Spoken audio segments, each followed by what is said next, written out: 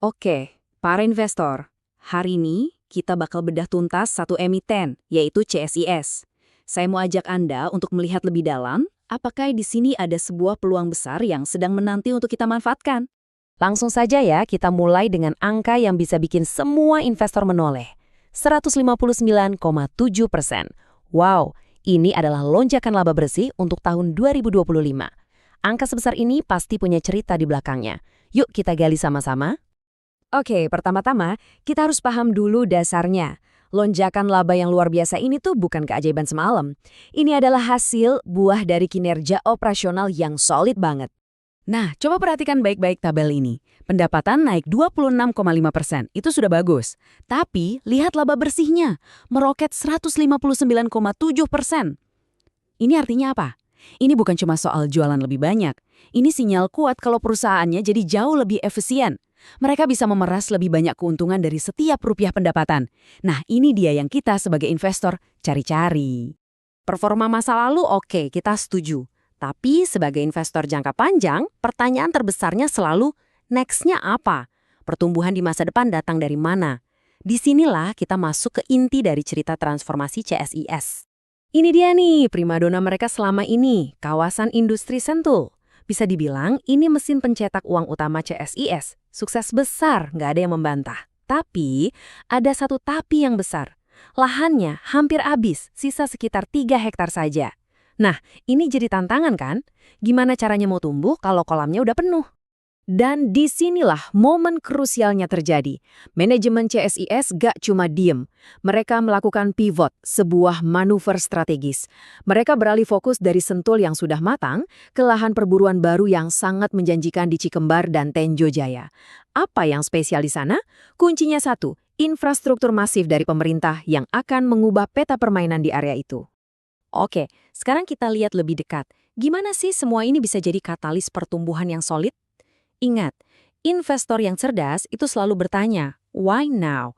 Kenapa sekarang adalah waktu yang tepat? Lihat poin-poin ini.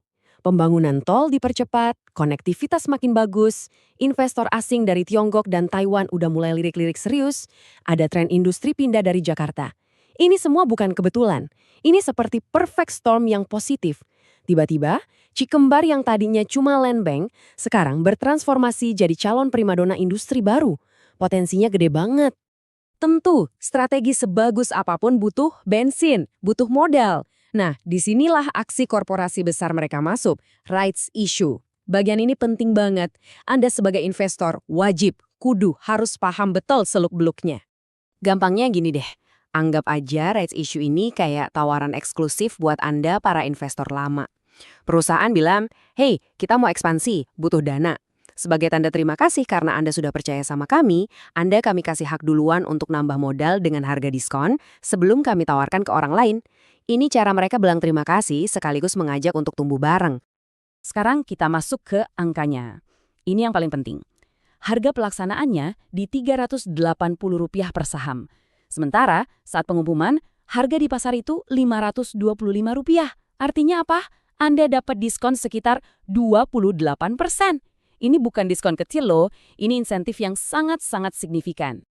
Dan yang nggak kalah penting, uangnya mau dipakai buat apa? Lihat alokasinya. Sebagian besar dana ini, hampir semuanya, langsung disuntikan untuk bahan bakar pertumbuhan, bangun infrastruktur, dan beli tanah di Cikembar. Ini bukan buat bayar utang atau biaya rutin, ini murni untuk investasi masa depan. Arahnya jelas sekali. Nah, sekarang bolanya ada di tangan Anda. Di sini ada 2 jalan. Opsi pertama, Anda tebus haknya, dapat saham diskon, dan presentasi kepemilikan Anda aman. Opsi kedua, Anda nggak tebus. Konsekuensinya, kepemilikan Anda akan tergerus atau terdilusi. Pilihan yang sangat jelas kan? Oke, kita udah lihat ceritanya, kita udah lihat pendanaannya. Sekarang mari kita hitung-hitungan. Gimana dampaknya ke valuasi perusahaan? Kita akan lihat kondisi sekarang dan potensi ke depannya. Kalau kita lihat laporan keuangan 2025, ada satu angka yang langsung menyala. PBV alias price to book value-nya 0,77 kali, artinya di bawah 1. Secara teori ini berarti harga saham di pasar lebih rendah dari nilai buku aset bersih perusahaannya. Buat para value investor, ini kayak lampu hijau pertama, sinyal awal kalau saham ini berpotensi undervalued. Baik, itu tadi potret masa kini. Sekarang, kita coba intip masa depan. Ada proyeksi menarik dari studi kelayakan mereka. Ini gambaran seberapa besar dampak ekspansi Cikembar ke pundi-pundi perusahaan. Grafik ini menunjukkan lompatan yang diharapkan. Lihat polanya, dari 11 miliar loncat ke 38 miliar, terus ke 64 miliar. Kalau proyeksi ini benar-benar kejadian, artinya kita akan melihat akselerasi laba yang luar biasa. Dan biasanya, kalau laba naik, harga sahamnya juga ikut berdongkrak. Oke, kita sudah bongkar semua dari A sampai Z. Sekarang, saatnya kita tarik benang merahnya. Ini dia poin-poin kunci yang harus Anda pegang sebelum mengambil keputusan. Oke, mari kita rangkum ya. Di sisi peluang, kita punya cerita transformasi yang jelas, didukung katalisator yang kuat, dan pendanaannya juga udah siap. Valuasinya pun kelihatan menarik. Tapi jangan lupa sisi risikonya. Eksekusi, itu kata kuncinya. Apakah proyek ini akan berjalan mulus sesuai rencana? Itu adalah pertanyaan yang harus Anda pertimbangkan baik-baik. Pada akhirnya, semua kembali ke Anda. Pertanyaannya simpel, dengan potensi pertumbuhan dari Cikembar di satu sisi dan resiko dilusi serta eksekusi di sisi lain, apakah harga CSIS saat ini menurut Anda layak untuk masuk ke dalam portofolio Anda?